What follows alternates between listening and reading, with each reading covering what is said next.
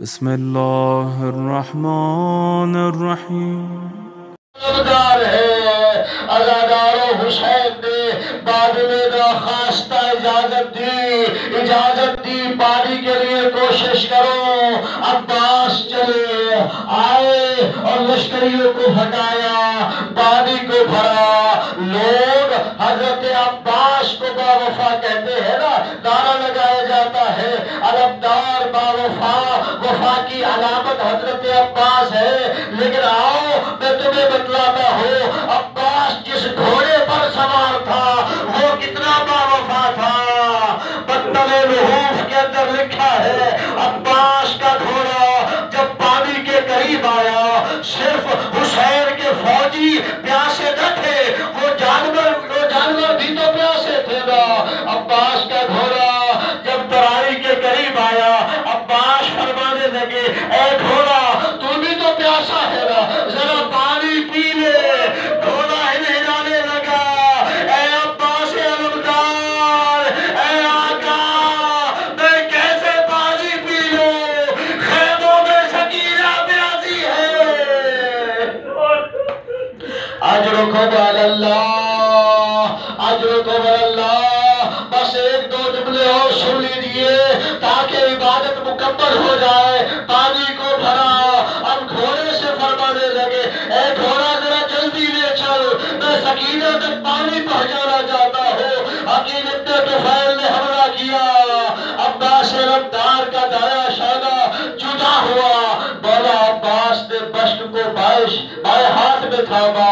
ایک اور ملعون نے حملہ کیا، بایاں بازو جدا ہوا. بشت کو اپنے دانتوں سے سنبھالا اور فرمانے لگے اے گھوڑے ذرا جلدی چلو، یہ پانی پہنچانا چاہتا ہوں. عزادار و ظالم جب دیکھنے لگے نا کہ عباس کے قریب بھی نہیں جا سکتے اور عباس کی جان عباس کے وجود میں اب نہیں ہے، عباس کی جان اس بشک کے اندر ہے. ظالموں نے بشک کا نشانہ لیا، جیسے ہی تیر بشک سکینہ نے لگا، عباس نے گھوڑے سے رہوار سے کہنا شروع کیا اے رہوار اب خیموں کی طرف نہ چل، اب مجھے دریا کی جانب لے چل. عزاداروں، ہر رہوار، ہر گھوڑا سوار، ہر کربلا کا شہید جب گرنے لگتا تھا نا، کوئی کہتا تھا یا مولا ادرکنی، کوئی کہتا السلام علیکہ یا ابا عبداللہ. عباس علمدار نے اپنے آقا کو سلام آخر کیا، سلام آخر کیا.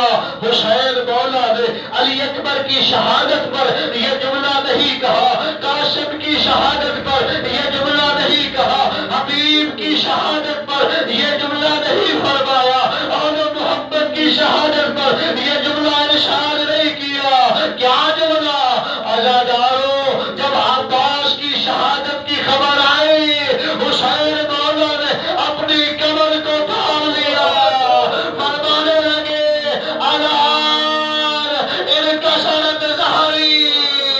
عباس گھوڑے سے نہیں اترا، میری کمر ٹوٹ گئی ہے. عزاداروں بس آخری جملہ سن لو، آخری جملہ سن لو.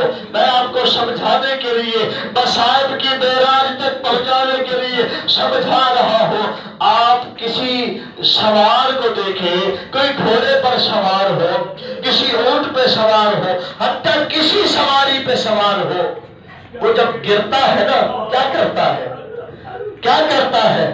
اپنے ہاتھوں کا سہارا لیتا ہے تاکہ اس کے ہاتھ زمین پر آئے، اس کے وجود کو کوئی گزند نہ پہنچے. عزاداروں، کربلا کے اندر دو ہستیاں سواری سے زمین پر آئی ہے، ایک کے ہاتھ نہیں تھے، ایک کے ہاتھ پسے پشت بنے تھے.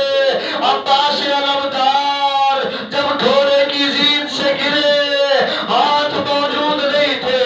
آؤ کربلا کے اندر جنہوں نے زیارت کی ہے مولا ان کی زواری قبول کرے، جنہوں نے زیارت نہیں کی مصائب ہے، قبولیت دعا کا موقع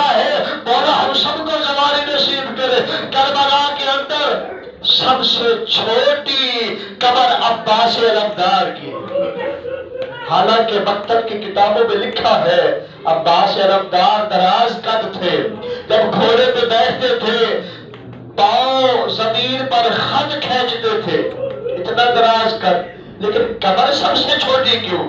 سنو گے عزادارو، بس آخری جملہ ہے، بڑا مصیبت بھرا جملہ ہے۔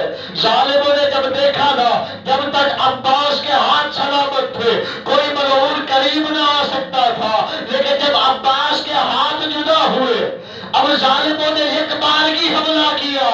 جس کے پاس بھالا تھا، جس کے پاس نیزہ تھا، جس کے پاس تلوار تھی، جس کے پاس تیر تھا، سب حملہ کرنے لگے۔ عزادارو پھر بھی نہ گرا سکے۔